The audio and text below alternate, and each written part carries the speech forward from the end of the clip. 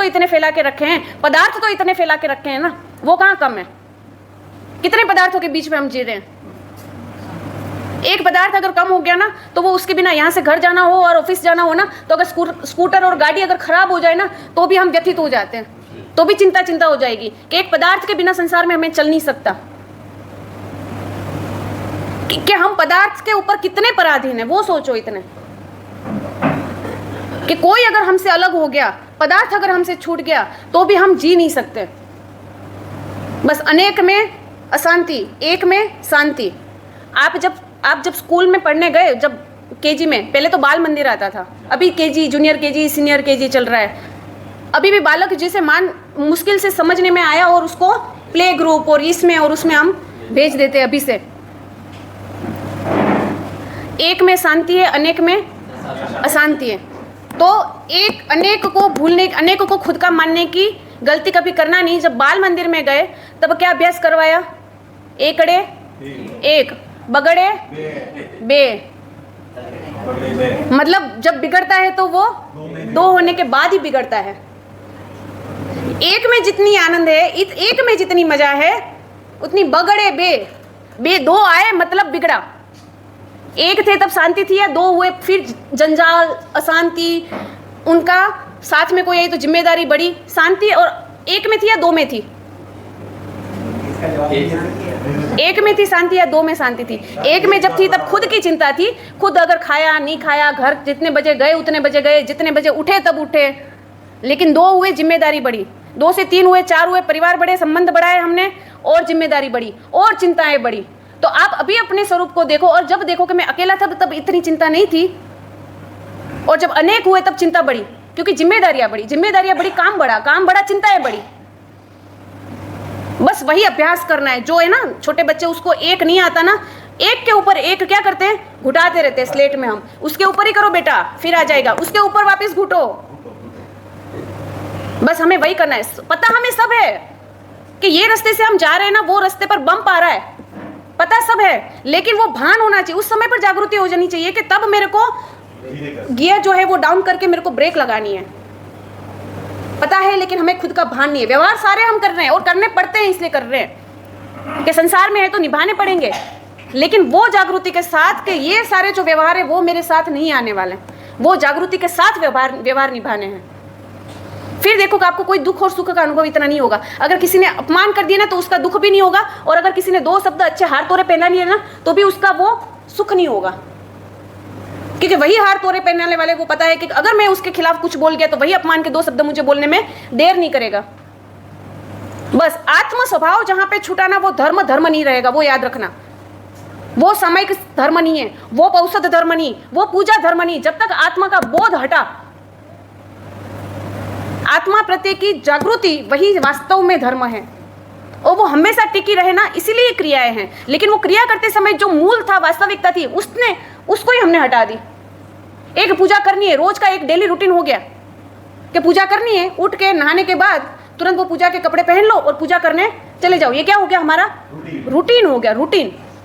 कोई जो है ना अंदर की जो लागनी जो होती नहीं चाहिए ना, जो परमात्मा के प्रति जो भाव होने चाहिए, जो भक्ति होनी चाहिए ना, वो भक्ति हमें नहीं दिखती है। हम अपने साथ जुड़े हुए नहीं है कि जहां पे 24 घंटे हमें जागरूक रहने की जरूरत है, तो वहां पे हम धर्म में जागरूक नहीं हो पा रहे, हम संसार में क्या जागरूक रहेंगे? कि सामायिक भी कर रहे हैं तो भी हम सामायिक की प्रक्रिया भी कर रहे हैं, तो अगर उसमें संसार की बातें करने में हम टाइम नहीं लगाते। मंदिर गए तो मंदिर में अगर फोन गया तो भी हम साइलेंट फोन करके नहीं जाते, किसी का फोन आया तो मंदिर में हम बातें करना चालू हो जाते हैं। तो अगर धर्म में हमने अपने आप को नहीं ढूंढा, अपने आप को साइड में रख दिया, तो संसार में तो हमें आत्मा कहां से याद आएगा, बताओ? पहले से हमें पता है कि जो होने वाला है वो होने वाला है, वो रुकने वाला नहीं है। जो नियति है, जो शाश्वत सत्य है, उसमें कोई हाथ रखने से किसी के रुकने वाला नहीं है। वो अनंती बार हमने स्वीकार किया है। कितनी बार? कितने को छोड़ के आए? कोई गिनती है? हमको कोई छोड़ के गए, या आगे हमने कितनों को छोड़ के ये भाव में आए? कोई गिनती है? बस यही स्वरूप है। मैत्री जगाओ, प्रेम जगाओ, लेकिन आसक्ति नहीं जगाओ कि मेरे प्रति, मेरे निमित्त से किसी को राग नहीं होना चाहिए। जियो तो एक दूसरे की चिंता करके भले हिल मिल के जो, उसके कोई मना नहीं है, लेकिन अपने आप को अलग रख के थोड़ा आसक्ति नहीं करनी। बस सुख की चिंता हमने हमेशा करी। सुख की चिंता मतलब शरीर की चिंता करी, उसके खाने की, पीने की, पहनने की, ओढ़ने की, वो चिंता हमने करी शरीर की। लेकिन सुख की चिंता छोड़ के हमको आत्मा के हित की चिंता करनी है। हित बुद्धि से हमें जीना है, ममत्व छोड़ना है, आग्रह छोड़ देना है, कदाग्रह छोड़ देना है कि मैं अकेला हूं, मेरा कोई नहीं।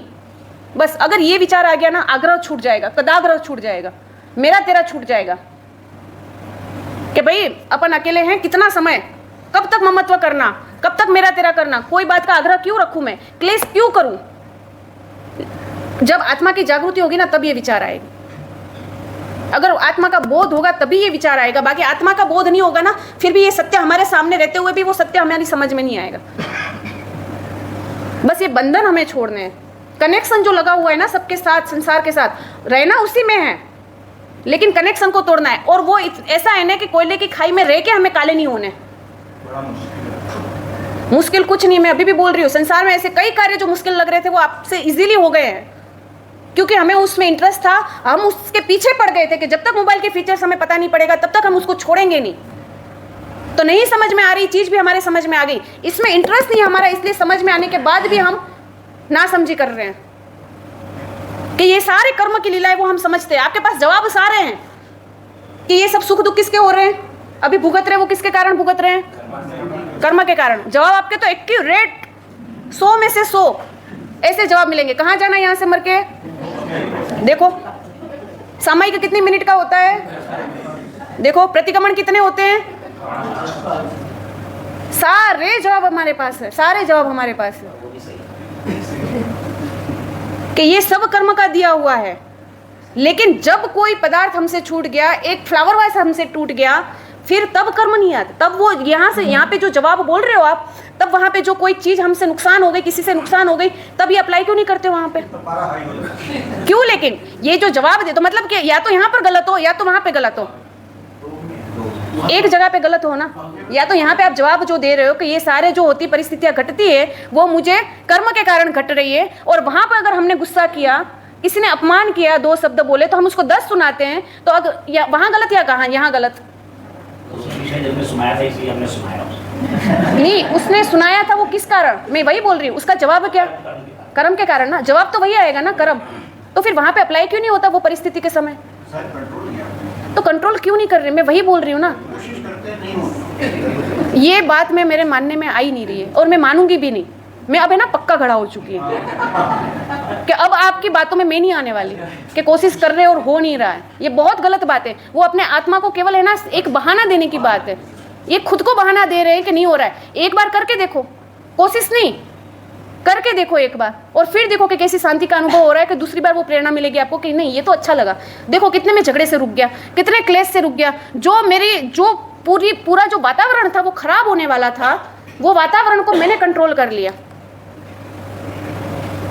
डिसीजन ऐसे होते हैं जो हमारे पे डिपेंड नहीं करते, परिवार के सामने होते हैं, तो फिर वो हमारा डिसीजन चलता नहीं है, उस पर फिर कलेश तो। मैंने पहले ही बोला था ना, अगर आपका डिसीजन नहीं चल रहा है तो आप उस समय पर समझ लेना कि मेरे पुण्य कम पड़ रहा है और हट जाना।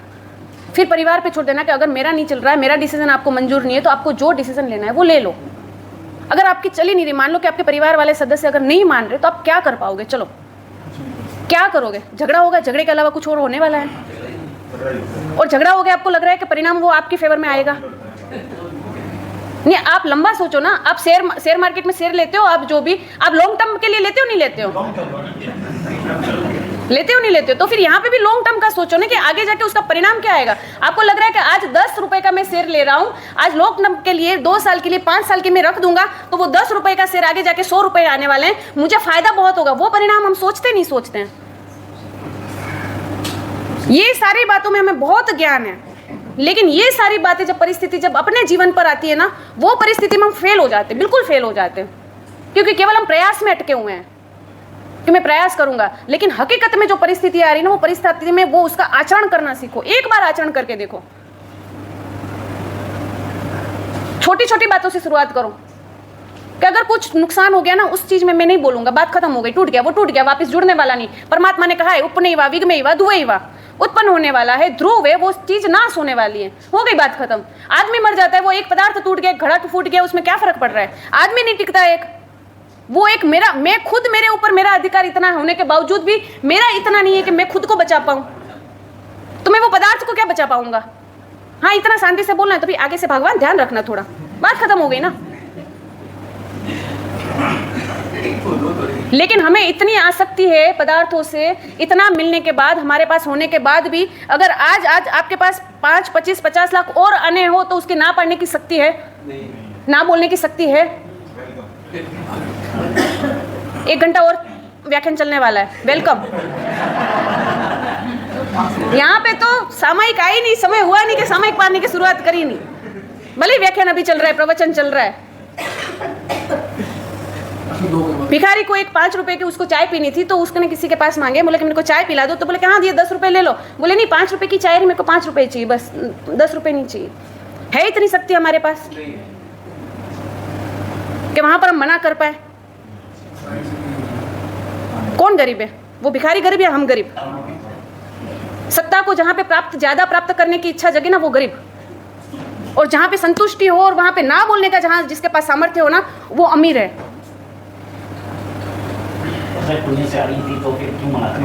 हाँ, लक्ष्य है, वो संपत्ति का सदुपयोग करने का लक्ष्य है। मैं हमेशा बोल रही हूँ, मैं तो आशीर्वाद दे रही हूँ, इतनी संपत्ति नीति से कमाओ, इतनी संपत्ति कमाओ, घर पे रखने के लिए जगह ना हो पैसों के, इतने फुल आशीर्वाद दे रही हूँ सबको, कोई मना नहीं। लेकिन लक्ष्य वो रहेगा, नीति का पैसा आएगा, लक्ष्य वो रहेगा कि उसका सदुपयोग करेंगे हम, कि वो पैसे मेरे गलत मार्ग पर नहीं जाएंगे। तो करो ना, आप एक प्रयास करोगे, आप शुरुआत करोगे, सामने वाला शुरुआत करेगा। आज आपको पता नहीं, आज मार्केट में आप जा रहे हो, लेकिन वो मार्केट की बातें मेरे को पता है कि कोई अगर चीज लेनी हो ना, कोई कंपनी की, ये कंपनी है ना, एकदम उसके पीछे देखने की जरूरत नहीं है। वो इतनी, अगर वो नीतिवान है ना कंपनी, नीति से अगर माल बेच रही है ना, तो हमें ना आंख बंद करके वो है ना कंपनी का माल ले देते हैं और बोल देते हैं कि वो कंपनी के पीछे देखने की जरूरत नहीं है, वो ले लो, आप बिंदास ले लो। क्यों? क्योंकि वो अपना नीति से काम कर रही है। नीति की वैल्यू इतनी होती है। अगर हम नीति अनीति करते हैं कि जहां पे हमने कोई गड़बड़ी कर दी, माल दिखाया कुछ और जब लेने आया तब दे दिया कुछ और, वो दूसरी बार वो बोलेगा उसके यहाँ पर जाना नहीं, वो बहुत गलत करता है। होता ही नहीं होता ऐसे। फिर तो किसका वैल्यू किसकी हुई? नीतिवान की हुई कि अनीतिवान की हुई? अगर सभी कर रहे, मैंने पहले ही बोला था, मिथ्यात्व क्या है? गलत करना वो मिथ्यात्व नहीं है, गलत को गलत न मानना वो मिथ्यात्व है। कि अगर हमने बोल दिया कि आप झूठ बोल रहे हो, आजकल कौन झूठ नहीं बोल रहा है, बस वो मिथ्यात्व है। कि मैं झूठ बोल रहा हूँ ना, वो मैं स्वीकार करने के लिए तैयार नहीं हूँ। अगर झूठ बोल रहे हो ना, तो फिर भी शास्त्र आपको माफ कर देगा, धर्म माफ कर देगा, लेकिन उसका प्रायश्चित नहीं करेंगे, उसका एहसास तक नहीं होगा ना, वो धर्म माफ नहीं करेगा। कि मैं अनीति से काम कर रहा हूँ, मैं अनीति से बिजनेस कर रहा हूँ, उसका स्वीकार तो करो। और ये तो परिणाम तो सोचो कि भाई अनीति से करना मुझे धर्म में साफ मना कर दिया है। मार्गानुसारी गुण में न्याय संपन्न वैभव की जो जहां पे बात बताई है, वहां पे मैं अनीति से कर रहा हूं, मैं अधर्म कर रहा हूं। लेकिन हम बोलते क्या है? क्या बोला था मैंने पिछली बार? भगवान की कसम, जो भाव में आया वही भाव में मैं तेरे को दे रहा हूं। बस यही बात, यहां हम गलत हो जाते हैं। यहां बोलने में तो हमें ना बहुत सर्वोपरि सबसे आगे होते हैं बोलने में, लेकिन हमारे जीवन में जो घट रहा है ना, उसमें परिणाम की चिंता नहीं करते, उसमें कर्म की चिंता नहीं करते हम। वो चिंता हमें करनी है कि जितनी परिवार की, जितनी संसार की, जितने पर पदार्थ की, जितने शरीर की मैंने चिंता करी ना, उतनी चिंता अगर आत्मा में, उसका 10% भी अगर आत्मा में लग गया ना, तो भी हमारा बेड़ा पार हो जाएगा। 10% केवल।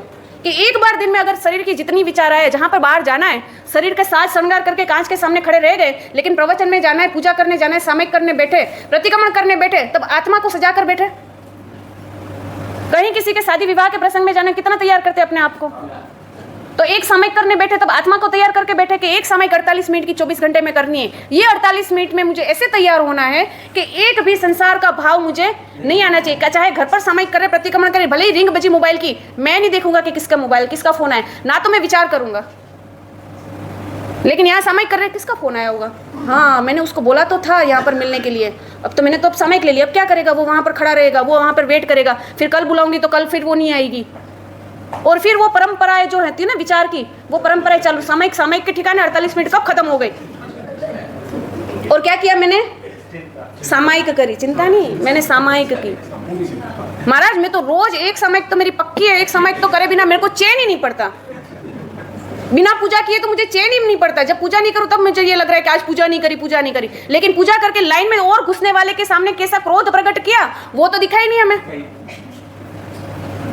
कि वो भी परमात्मा की पूजा करने जा रहा है। कोई बात नहीं, मैं बाद में चला जाऊंगा, तू चला जा। अगर मंदिर में रहते हुए हमने क्रोध किया वो नहीं दिखा हमें, और पूजा करे बिना मुझे चैन नहीं है।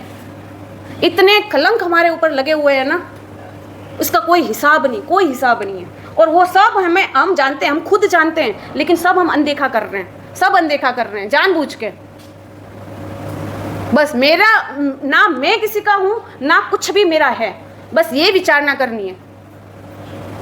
ये मोह को तोड़ने के लिए अमोघ शस्त्र ये है कि अपने आप को अलग कर दो, बस कि ये पुद्गल, ये पदार्थ वो तू नहीं है, मेरा कर रहा है वो तेरा कुछ नहीं, तेरी केवल आत्मा एक है। बस कि ये में मेहमान है, हम किराए वाले हैं, किराए के घर से रह रहे हैं, हम किराएदार हैं और किराया चुकाना है। बस जहाँ पे किराए का घर हो वहाँ पे कितना आप संपत्ति, वो घर को सजाने के लिए कितनी संपत्ति उसके, भाड़े के घर में कोई नहीं। हकीकत में अगर आपका किसी, ये घर मेरा नहीं है, ये घर किसी का है, वो किराए का घर है। अगर है ना, छत टपक रही है ना, अगर हम चला सकते हैं ना तो वहां पे नीचे बाल्टी रख के चला लेंगे, लेकिन वहां पे प्लास्टर नहीं लगवाएंगे, किराए का घर है। वो कितनी समझ है हमारे पास कि यहाँ पर मैं कल नहीं रहने वाला हूँ। अगर कोई शिकायत भी करे ना घर, अभी छोड़ने, कल तो घर छोड़ना है वैसे, अब कहाँ यहाँ पर पूरा जीवन निकालना है, चला लेते हो ना। और अगर करना भी पड़े ना, फर्नीचर कराओगे आप? नहीं कराते, बिल्कुल नहीं। और अगर कराना भी पड़े ना तो निकाल से ले जा सके ना, वैसे कराओगे। 1 रुपया भी बाहर वाले घर के में हम खर्चा नहीं करेंगे, 1 रुपया भी नहीं करेंगे। वो भी लेके जाएंगे। हाँ, बस ये शरीर के मालिक हो, ये परिवार के मालिक हो, ये संपत्ति के मालिक हो तो कौन हो? बस जवाब तो अफलातून। ये जो भी मिला आपको, बस उत्तम सामग्री जो भी मिली, इतना अच्छा अनुकूलता, इतनी अनुकूलता मिली, इतना परिवार मिला, वो सब पुण्य के कारण मिला है। लेकिन अब जो मैं पुण्य का खर्च कर रहा हूँ वो किसके पीछे खर्च कर रहा हूँ? जिसको छोड़ के मुझे जाना है, पता है कि ये भाड़े का घर है, जिसको छोड़ के जाना है उस पर खर्च कर रहे हैं आप। ये सारी समझ व्यवहार के क्षेत्र में है, ये समझ, लेकिन अभ्यंतर क्षेत्र में वो समझ नहीं है कि आत्मा के कल्याण के लिए मिला हुआ पुण्य, आत्मा के कल्याण के लिए मिला हुआ अवसर, आत्मा के कल्याण के लिए मिला हुई सामग्री है, उसका उपयोग कितना किया। बस ज्ञानी ये भाव दया है ना, विचार के हमारे ऊपर हंस रहे हैं कि ये कितना पागल आदमी है, किराए के घर पे इतने करोड़ों का फर्नीचर बना रहा है, वो भी किराए के घर पर, जिसको छोड़ के जाना है वो खुद का तो है ही नहीं। पार्लर का खर्चा बंद संभालता है, ब्यूटी पार्लर का खर्चा बंद, गाड़ी का खर्चा बंद नहीं, ब्यूटी पार्लर का खर्चा। जो भी खर्चा इनके हिस्से में वो खर्चा कर रहे हो, वो आपके हिस्से में जो आप कर रहे हो वो, लेकिन आत्मा के लिए जो पुण्य का खर्च हो रहा है ना, वो करना अभी भी ठीक लग रहा है।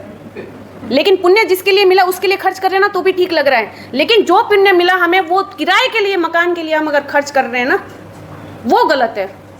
कि अब खुद की तरफ हमको मुड़ना है। बस ये विचार कर लेना, आज कोई भी परिस्थिति आएगी, आत्मा को, खुद को अलग रख के फिर सोचना कि ये जो मैं अगर कलह कर रहा हूँ, अगर मैं क्रोध प्रकट कर रहा हूँ तो उसमें मेरा कुछ है, परिणाम कुछ अच्छा आने वाला है, नहीं आने वाला, वहीं से हट जाना बस।